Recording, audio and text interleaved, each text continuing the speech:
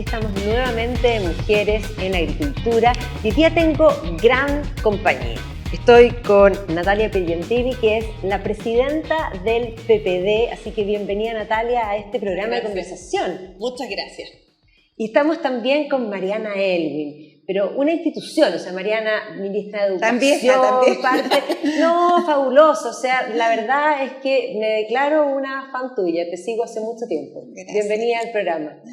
Gracias por invitarme y gracias por estar y conocer a Natalia. Sí, bueno, estamos aquí porque estamos un poco analizando todo lo que nos está pasando como país. Una gran pregunta filosófica en realidad, ¿qué nos está pasando? ¿Desde cuándo nos está pasando? ¿Por qué nos está pasando? Y si vamos a salir de esta situación. Pero hoy día estamos cerca de un plebiscito prontamente sobre un texto constitucional que está sobre la mesa y que está bastante, yo diría, consensuadamente considerado por todos los sectores como no bueno, porque unos quieren aprobar para reformar y otros quieren rechazar para reformar. O sea, lo claro está que el texto no es bueno. ¿Cómo ha sido tu sensación y qué dirías tú respecto? Primero partamos por el texto, Mariana. ¿Qué opinas tú al respecto? A ver, yo creo que desgraciadamente la elección es sobre este texto. Sí. Y la alternativa del rechazo no es el texto actual que está vigente, porque ese texto terminó de estar legitimado con la elección del 25 de octubre del año 2020. En el fondo, ahí los chilenos dijeron unánimemente casi, un 78%, no queremos la constitución actual, queremos otra constitución. Ahora, la elección es sobre este texto, no sobre el texto anterior, pero la conclusión es que si este texto ya se apruebe o no se apruebe, como es un texto que no tiene un apoyo mayoritario, yo creo que tenemos que hacer una nueva constitución, porque ese mandato, si se rechaza, no ha concluido. Y ese mandato, si se aprueba este documento, hay muchas voces y yo creo que se va a aprobar, si es que se aprueba, por una poca diferencia. El país necesita tener una constitución que tenga legitimidad. Y si tiene la mitad de la gente en contra, eso no es bueno para el país. Por lo tanto, creo que en ambos casos este proceso constituyente no va a concluir el 4 de septiembre. Estoy con el presidente Lagos en ese sentido. Sí, ¿tú, Natalia, concuerdas con eso? ¿Que este no va a ser un texto que logre, de alguna manera, cerrar este problema y mirar los 40 años? ¿O va a ser esto algo que va a seguir construyéndose y los 40 años se van a ver tal vez en varios años más? O sea, yo creo que en cualquier escenario, este es un proceso que no termina el 4 de septiembre. Termina, en el fondo, el plebiscito que nos determinará apruebo o rechazo, pero sobre el texto, en la eventualidad del apruebo, que es lo que yo espero que suceda, va a haber todo un proceso de adecuación, de transitoria, de puesta de acuerdo. Ahora yo comparto con Mariana el tema de que cualquier resultado va a ser muy estrecho y que en ese contexto hay que buscar certezas, porque yo no quiero que el 5 de septiembre, si es que gane el apruebo, yo diga, jaja, los del rechazo. O sea, yo quiero que al otro día seamos un país que se sienta con un camino, que tiene un camino y que tiene un camino hacia la cohesión. Y en ese contexto creo que es muy importante lo que plantea el gobierno respecto de cualquiera de los dos escenarios, porque, insisto, cualquiera de los dos escenarios hace que tengamos un proceso que tiene que continuar y que tiene que continuar en mayoría, en acuerdo, en legitimidad. Y yo creo que allí las instituciones van a tener mucho que decir. Tú dices que tú quisieras que este texto sea aprobado. El punto está, ¿tú lo consideras como tal, como está hoy día, bueno, o consideras que hay muchas cosas que es necesario cambiar? Yo creo que tiene una buena línea base. Hay aspectos que me parecen fundamentales y hay aspectos que me parecen complicados, sin duda. Pero cuando yo hago el neteo, me parece mucho más relevante lo que a mí me parece que está bien en este texto. Creo que el Estado Social y Democrático de Derecho, la descentralización, los temas de sostenibilidad o de respeto a la naturaleza, en fin, a mí me parecen fundamentales. Sin perjuicio que creo que hubo errores de fondo y de forma en la construcción de esta Constitución. de forma porque vimos poca capacidad de acuerdo, mucha trinchera, mucho dogma, y de fondo porque a mi juicio uno de los grandes errores en la construcción de esta propuesta constitucional fue que se puso a la misma altura el relevar los derechos sociales con causas particulares o con algunos gustitos que a mí me parece que son los que hoy día tienen a la ciudadanía alerta, desconfiada, inquieta, como los temas de justicia, por ejemplo, y otros. Creo que había que basarse en aquello que nos unía y si queríamos plantear, por ejemplo, alguna adecuación en el tema de justicia, hacerlo claro, hacerlo definido. Y siento que eso no está tan bien plasmado. Sí. Mariana, ¿tú no estás de acuerdo con aprobar el texto según tengo entendido? ¿Por qué razón? ¿Qué crees tú que, porque en el fondo están los dos caminos, ¿por qué crees que el camino del rechazo puede ser mejor? A ver, en primer lugar, yo creo que mirando este texto a mí se me hace imposible aprobar. Y yo voy a decir por qué. Soy profesora de historia. Una constitución, y así nacieron las constituciones, es para garantizar la protección de las personas cuando nacieron, frente a la monarquía absoluta, o frente al Estado, o frente a las mayorías. Y eso no está bien garantizado aquí. Yo creo que esta Constitución no establece la igualdad ante la ley y, en segundo lugar, el sistema político que arma, que tiene que tener estos contrapesos para proteger los derechos de las personas, es un mal sistema político, porque no tiene esos contrapesos. No hay un poder legislativo con un contrapeso, por ejemplo, entre Cámara o Congreso de Diputadas y Diputados y Congreso de las Regiones. No hay una pérdida del poder político, por ejemplo. Quiero poner un ejemplo muy concreto que para mi modo de ver, y la gente, estas cosas no son las más importantes para las personas, pero tienen efectos que pueden ser devastadores. Por ejemplo, el hecho de que los parlamentarios puedan concurrir en el gasto. Eso es algo que en Chile se paró hace muchos años y que solo es una facultad del presidente de la República. ¿Qué va a pasar con eso? Si hoy día estamos preocupados de la inflación, porque se han aprobado, por ejemplo, los retiros, y bueno, también hay un factor externo que no cabe duda que está impactando. Pero si estamos preocupados por eso, olvídense de que no va a haber inflación en Chile con ese sistema. Porque aquí un parlamentario va a poder presentar un proyecto, va a ir donde el presidente y le va a decir, apóyeme en mi proyecto, yo quiero gastar tanta plata en construir puentes en mi región, no sé, cualquier cosa. Sí, puede ser importante. Cualquier cosa, o puede ser, o para entregarle a la gente un bono porque está muy pobre, no sé, y el presidente, muy difícil que le diga que no, porque si el presidente le dice que no, el parlamentario le va a decir, ok, entonces yo no le voy a aprobar lo que usted quiere en tal y tal otra. Y eso va a significar que el gasto público se va a desordenar, ya está desordenado hoy día, y eso está teniendo un impacto enorme sobre la gente. Entonces la gente no entiende mucho qué tiene que ver el sistema político con lo que pasa en la vida cotidiana, y tiene mucho que ver. Y yo creo que este sistema sin contrapeso, y en el cual, por ejemplo, el Congreso tiene iniciativa de gasto, y bajo una presión sobre el presidente de la República, hace que, por ejemplo, toda la economía pueda marchar muy mal, y eso tenga un gran impacto en aumentar la pobreza de la gente.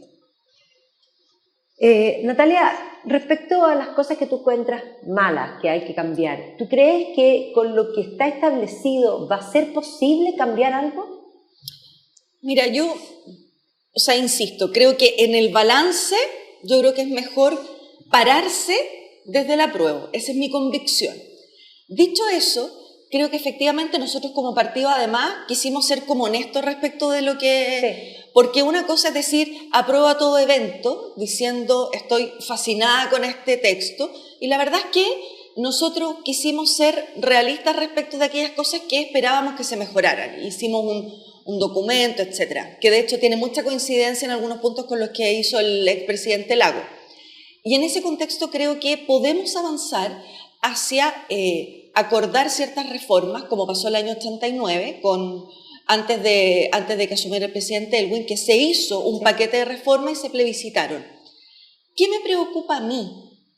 Creo que el escenario del apruebo respecto de pararse sobre él para construir alguna certeza o para afinar el proyecto, tiene, por supuesto, la legítima interrogante de vamos a hacer otro plebiscito, en fin, pero está tal la convicción de que este proceso no ha terminado, que si imagínate gana el rechazo, lo más probable es que tengamos que tener otro plebiscito, etcétera, etcétera. Por lo tanto, no veo descabellado el plantearle a la ciudadanía desde la convicción y desde la verdad, mire, sobre estos cimientos para nosotros es mejor construir.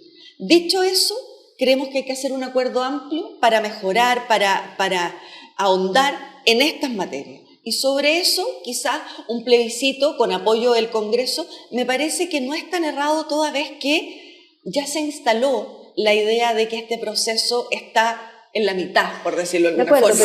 Pero esta Constitución establece, para poder cambiar cualquier cosa, 4/7 más plebiscito o 2/3 sin plebiscito, pero además tiene un cerrojo y un candado, un veto, que es de parte de los pueblos originarios que deben dar su consentimiento previo e informado en forma anterior. Y ahí hay una frase que es bien importante porque dice, en todo lo que tiene que ver con lo que se le entrega en esta Constitución, pero si uno mira todo lo que se les entrega, prácticamente están en todas partes, por lo tanto, si uno lee, ellos tienen que aprobar. ¿Tú crees que ese veto no es algo demasiado grave como para pensar que algo pueda cambiarse? O sea, yo creo que hay demasiada interpretación sobre el tema de cómo impacta el consentimiento.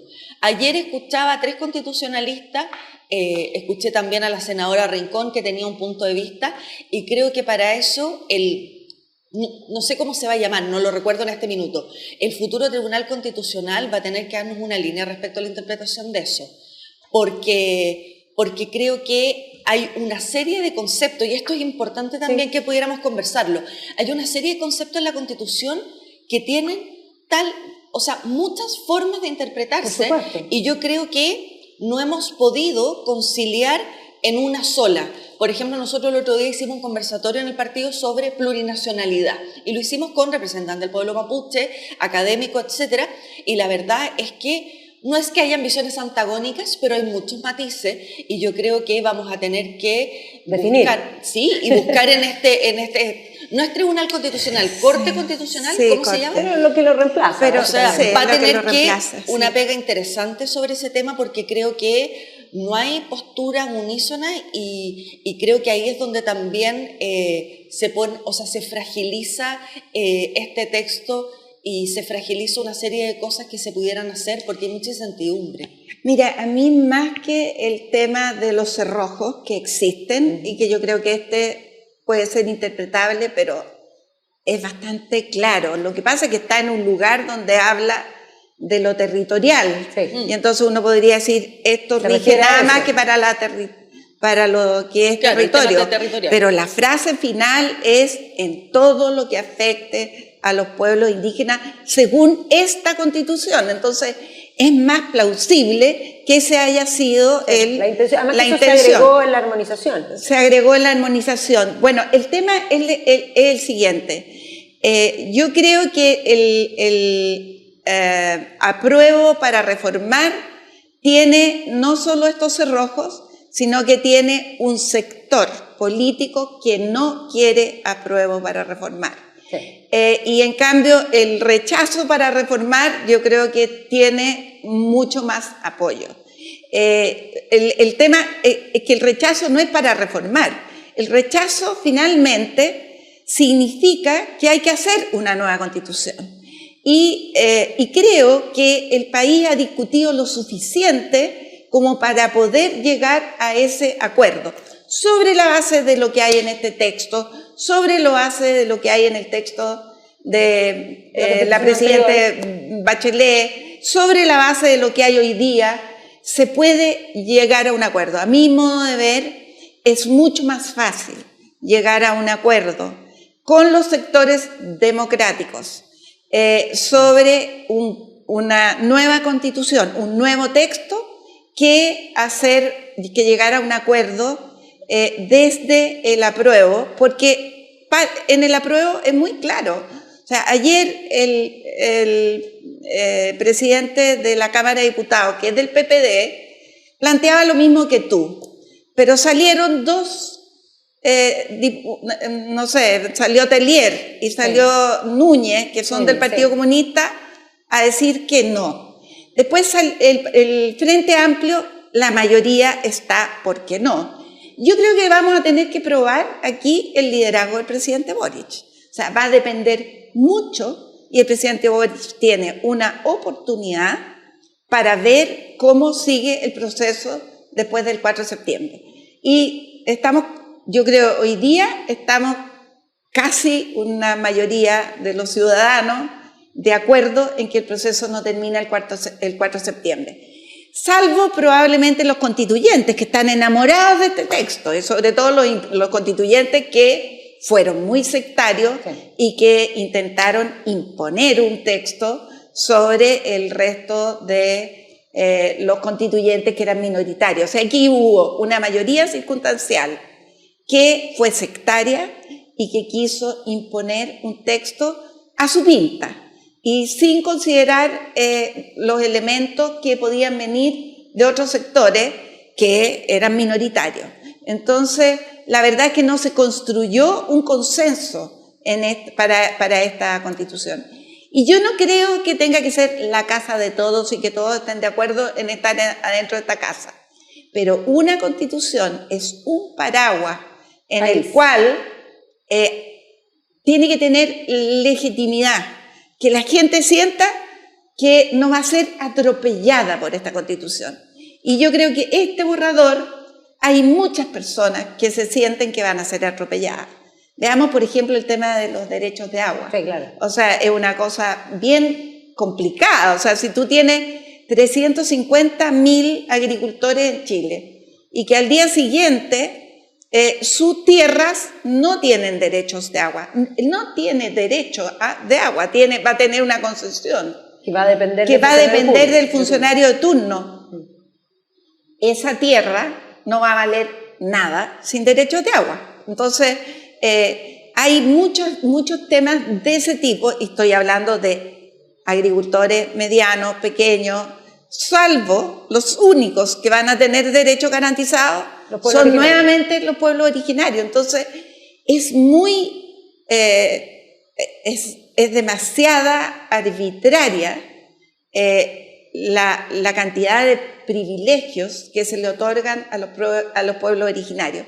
Y yo soy muy partidaria de que tengan, por ejemplo, representación en el Parlamento y en las instituciones de gobierno. Sin embargo, no puede ser con una sobrerepresentación, sino que en base a las personas que voten como votamos todos los chilenos. O sea, todos los chilenos nos elegimos, parlamentarios, etcétera, conforme a la cantidad de votos. Y ellos se eligen conforme a la cantidad de población. Y eso es algo que tampoco es aceptable. Son designados.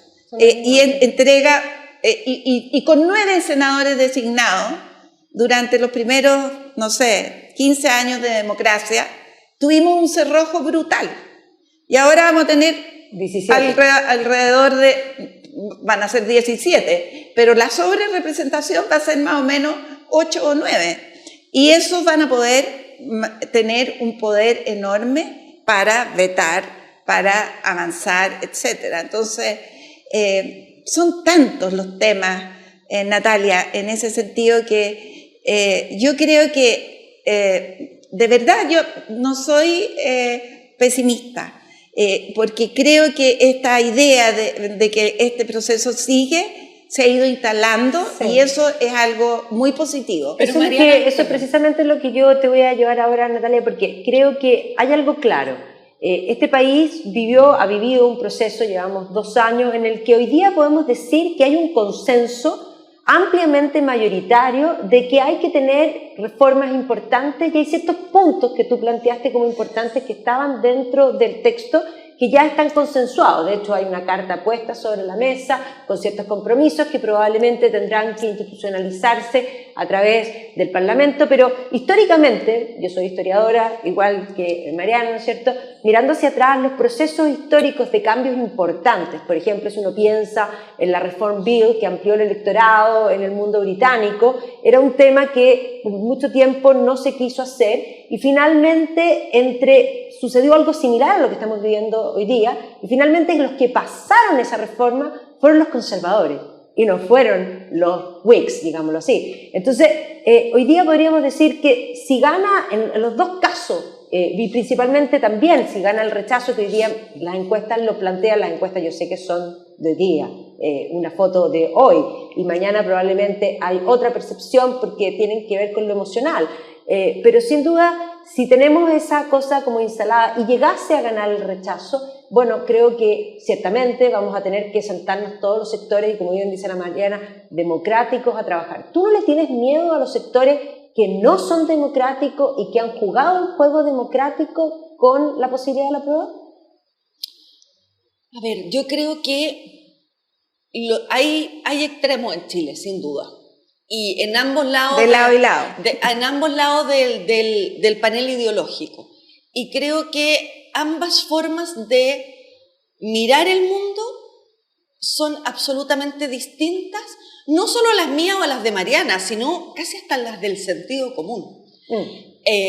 Claro, pero son voces disruptivas, son voces ordenadas, pero creo que si uno visualiza lo mismo que tú planteabas, las encuestas, y vemos que la mayoría de la población está moviéndose entre el apruebo para reformar o el rechazo para reformar, es que hay una gran cantidad de ciudadanos que está abierto a elegir una de las alternativas, pero que en el fondo quiere una nueva constitución, pero que o no lo convence del todo la propuesta que hay, o a partir de eso, si es que rechaza, no quiere que se cumpla lo que señala la ley, que sería volver a la Constitución del 80, sino tener otra.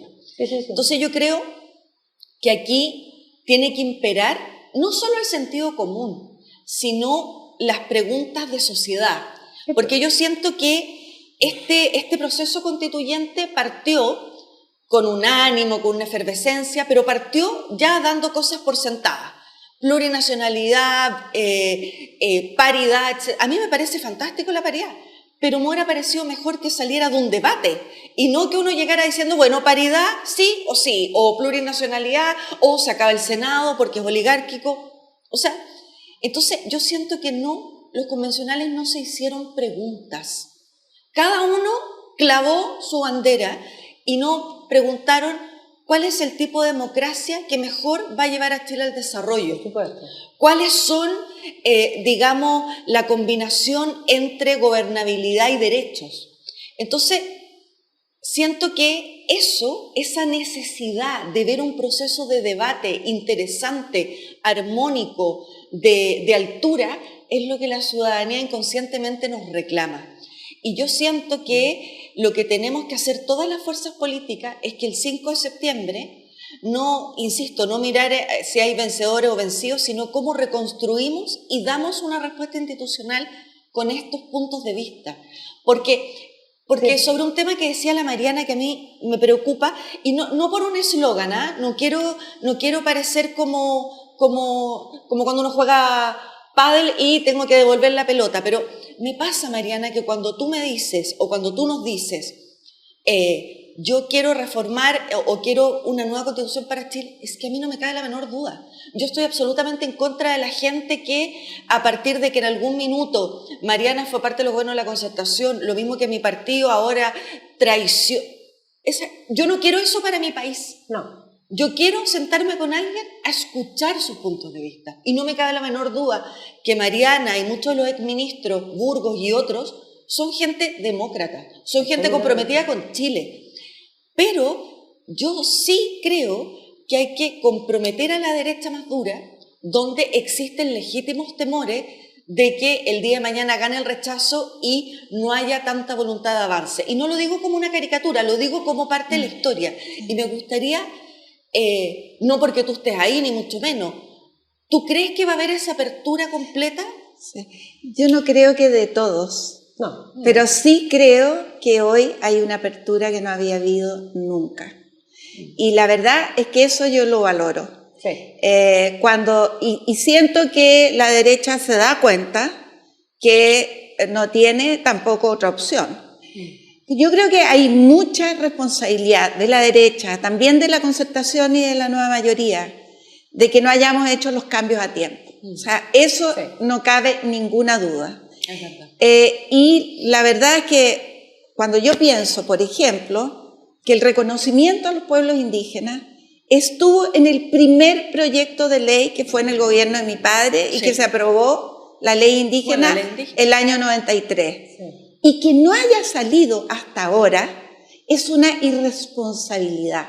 Y no es solo un veto de la derecha, es también una falta de interés de los gobiernos de centro-izquierda para impulsar aquello.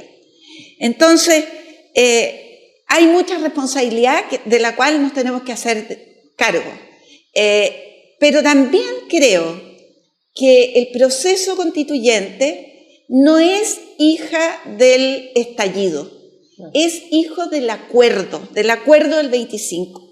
Del 15. Del 15 de noviembre. Entonces, no es de octubre, es de noviembre. Y es de ese acuerdo. Y yo ahí pongo mi esperanza, porque Chile ahí supo encauzar este conflicto por la vía institucional. Y creo que hoy día tenemos la oportunidad de que, perdida la oportunidad de haberlo hecho en el proceso constituyente, podamos encauzar esto vía institucional posteriormente al 4 de septiembre. Y creo que la facultad constituyente se devuelve al presidente de la República y al Congreso Nacional. Sí. Y tienen ellos, creo, la obligación de buscar un acuerdo político. Y a ese acuerdo político yo sinceramente creo que es más fácil que se sume parte de la derecha a que se sume parte del Partido Comunista y del Frente Amplio. Ahí, como digo, insisto, vamos a ver cuál es el liderazgo del presidente Boric. Bueno, ahí porque yo creo que el presidente sí, Boric es un demócrata, pero resulta que también este gobierno ha tenido que darse tantas vueltas de carnero. Y no creo que y yo creo que el bajo apoyo que tiene el gobierno hoy día tiene mucho que ver con que mucha gente que estaba de acuerdo con las cosas más radicales que él decía, se desafectó. Y esa gente estuvo representada en la constituyente. Entonces, yo ahí veo un problema. ¿Cómo vas a subir al carro de una nueva constitución que sea claramente democrática, que no ponga en riesgo la democracia? ¿Cómo van a subir a ese carro al Partido Comunista y a sectores del Frente Amplio que tienen bastante peso en el Congreso Nacional?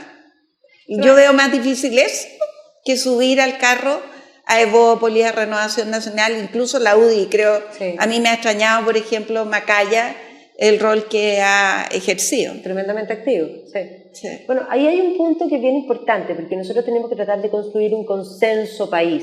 Y ahí podríamos decir tenemos las dos alternativas que potencialmente podrían suceder, digamos, de aquí a un par de meses más.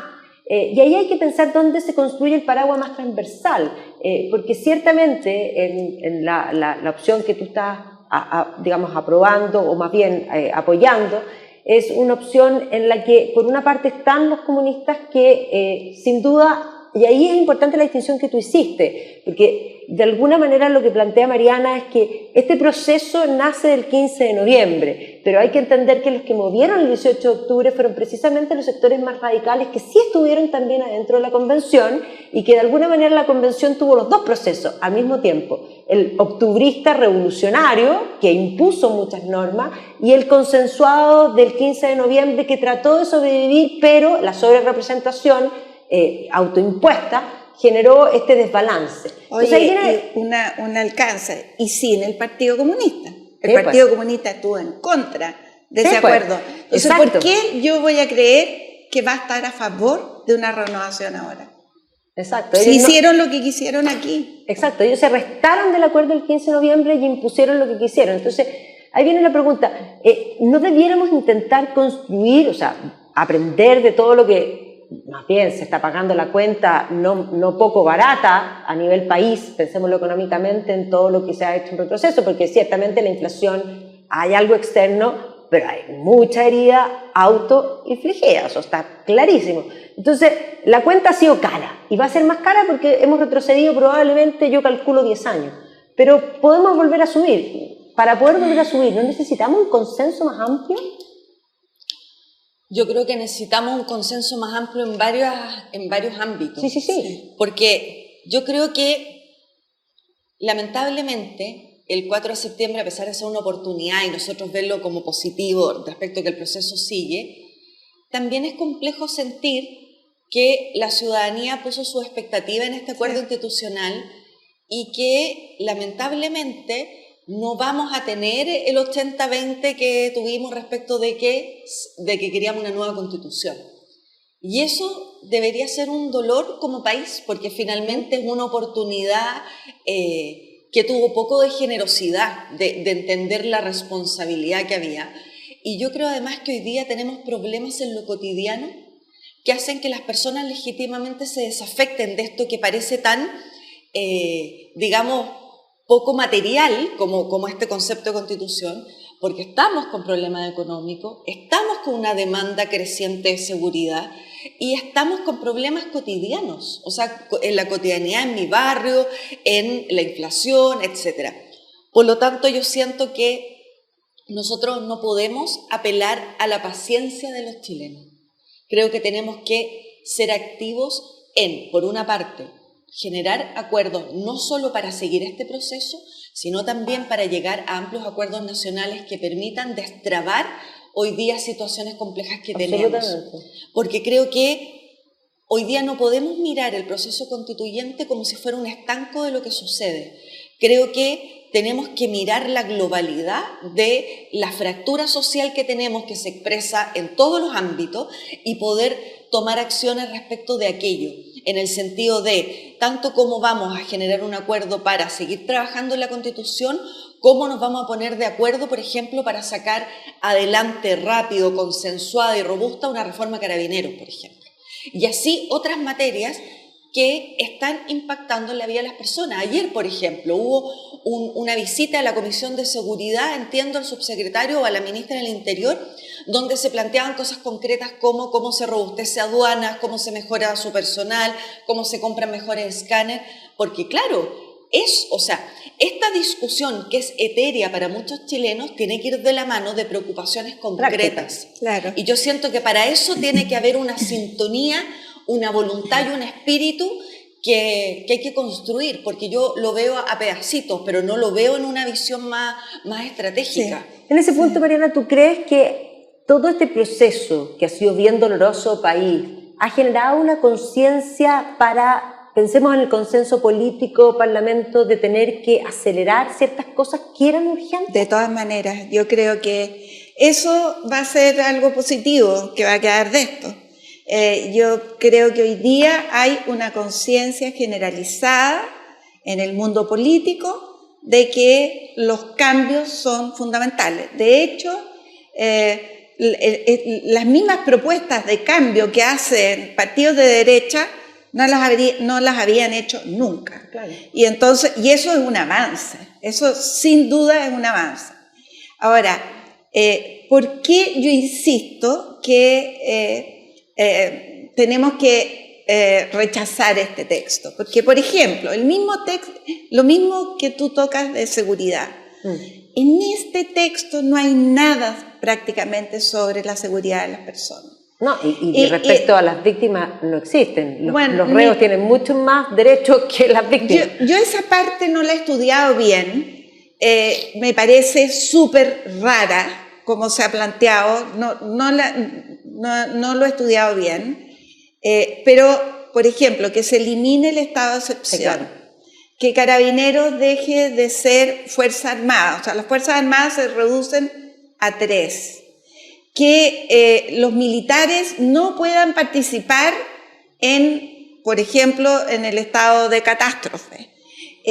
Hay situaciones en las cuales tú dices, aquí hay ideología detrás de esto. Y el tema de seguridad no es un derecho bien fundamentado. Y es una necesidad de las más grandes que hay hoy día en la sociedad chilena. Tenemos problemas de narcotráfico, entonces, yo creo que hay otros temas que se les dio mucha importancia y que es bueno porque son temas nuevos, el tema de medio ambiente, cambio climático, nuevas tecnologías, en fin, y eso yo lo valoro enormemente, pero por ejemplo, le damos derecho a la naturaleza. Y el Estado tiene el deber de garantizar ese derecho. ¿Y por qué no las personas tenemos el deber de garantizar ese derecho? ¿Por qué no hay obligaciones en este texto? Hay solo derechos. Y además una cosa, la naturaleza, al tener derechos, va a tener que existir un representante de la naturaleza, porque hasta donde yo sé, la naturaleza no se puede representar a sí misma, lo mismo los animales. Que, ojo, al dejar de ser muebles, deja de existir la posibilidad de tener una mascota, porque tú no puedes ser dueño de alguien que es sujeto de derecho. Bueno, ahí hay cosas que son súper complejas jurídicamente, yo no sé cómo se van a aplicar, pero me parece que están bien orientadas. Que tienen un espíritu, sí, una buena intención. Y además responde a una necesidad y a un anhelo de los jóvenes, etcétera.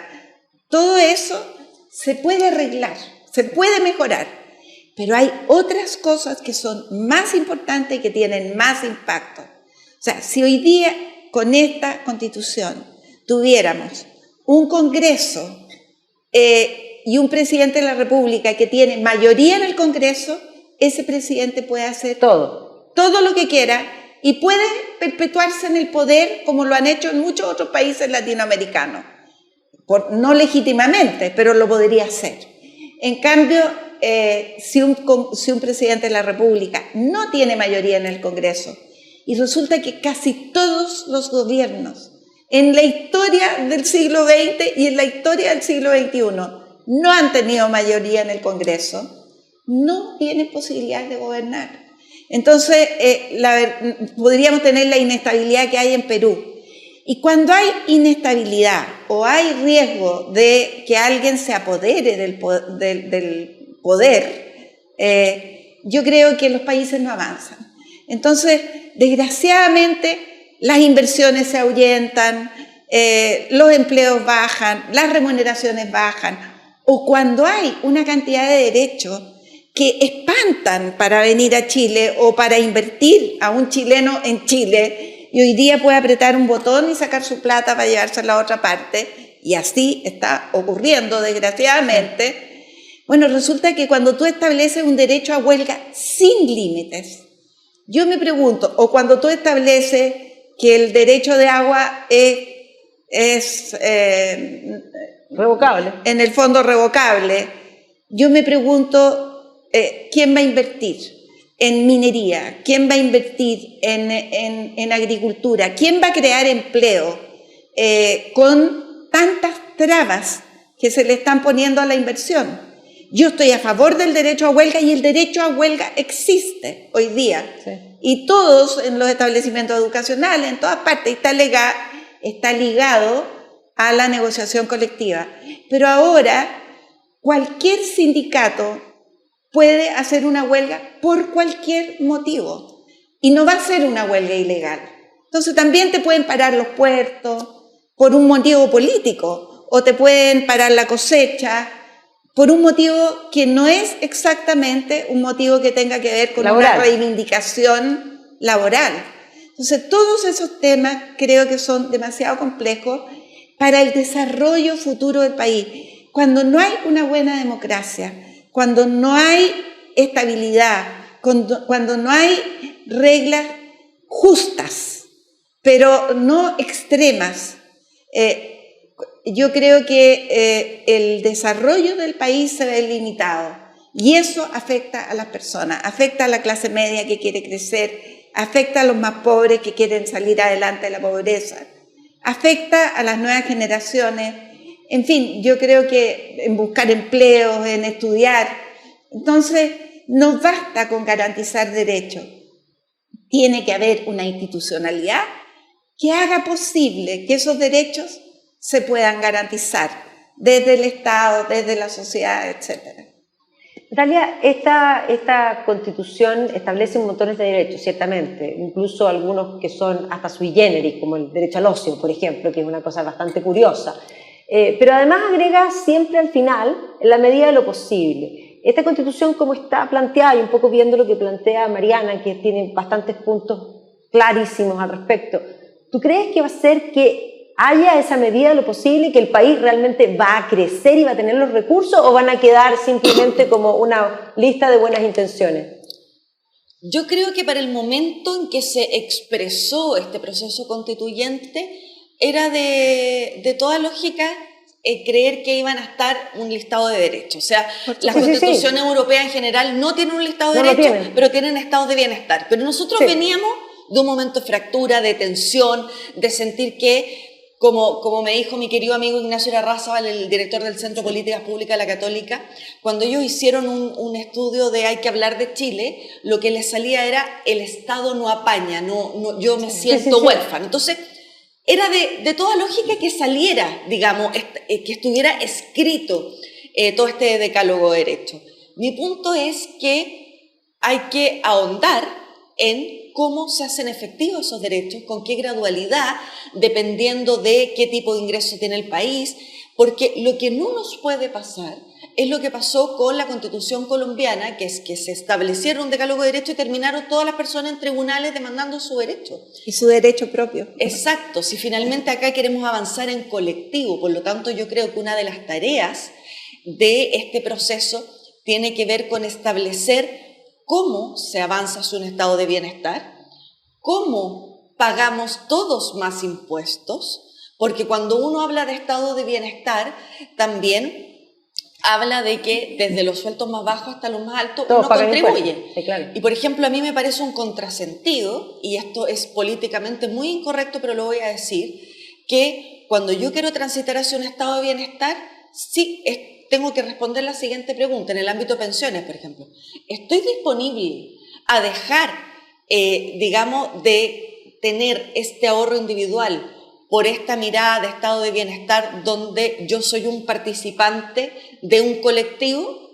Yo creo que ese tipo de preguntas hay que hacérsela a la sociedad chilena, porque nosotros damos por sentado, en general la izquierda, que el estado de bienestar y el sistema de pensiones es intergeneracional, es mixto, redistributivo, entonces, ¿que por qué tengo que heredar los fondos? Por ejemplo. Claro. Y yo veo que la mayoría de los chilenos dice, yo quiero mejores pensiones, en el futuro quiero contribuir, pero mi plata es mía. Entonces, ¿no será entonces que en vez de mi dogma o mi forma ideológica de mirar el tema, tengo que entender que la sociedad tiene una forma distinta, que se construyó por ABC motivo de otra forma, y que tengo que tratar de adecuar mi mirada de política pública a esa realidad y no imponer la que para mí sería la ideal, por ejemplo? Entonces, creo que hay mucho de eso en la discusión que hace falta. O sea, hablábamos con Mariana antes de entrar. Yo a veces escucho mucha gente hablar de la comunidad, de los más pobres, de los más vulnerables. Mariana trabaja en La Pintana. Yo trabajé armando cooperativas de trabajo en La Pintana. ¿Cuántos de nuestros políticos no solo han trabajado en una comuna vulnerable, sino que se han hecho parte de un diálogo de cómo una comunidad con esa vulnerabilidad ve los derechos, ve el desarrollo, etc. Porque a veces nosotros sobreinterpretamos ideológicamente a las personas y finalmente su mirada del desarrollo, del crecimiento, del salir adelante es súper distinto y es legítimo. Y nosotros tenemos que aprender a adecuar esa posición ideológica y de política pública a esa realidad. Yo siento que a veces no. El dogma va primero y yo desoigo lo que pasa en la realidad. Y puede que no me guste, pero tengo que ser capaz de constatar esa realidad. Bueno, vamos a tener que construir de aquí en adelante, bueno, todavía nos queda un camino hasta septiembre y después de septiembre vamos a ver cómo logramos construir un país más de consenso. Te agradezco, Natalia, te agradezco, Mariana, por esta conversación que ha sido muy grata y espero que a todos nuestros auditores les haya parecido entretenido. Y nos vemos, y importante también, enriquecedora. Nos vemos también el próximo martes aquí en Agricultura Prime.